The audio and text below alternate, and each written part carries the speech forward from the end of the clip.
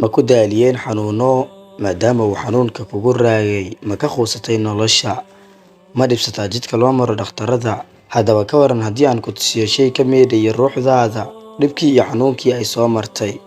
waa magaca Rabbi ee Ashaafi waa magac ka tarjumaya micnihiisa dhabta ah sidoo kale waa magac ay ku qarsoon yihiin gudihiisa siro badan bogsashadu xiriir toos ah ay la leedahay xanuunka maxaa yeelay xanuunku waa shaacsane si joogto ah ugu soo laabta nolosha insaanka kaasoo leh humaagiyo kala gedisan oo aan nafna seegayn xanuunku waa fadeexad weyn oo lagu karbaasho insaanka kibray xanuunku waa tamar darro degdeg ah oo uu qofka ku lumiyo ubaxiisa sidoo kalena waa musiibo ku habsata insaanka Ilaahay subxaanahu wa tacaala waxa uu u qadaray jidka insaanka inuu si ku meel gaar ah u waayo bilicdiisa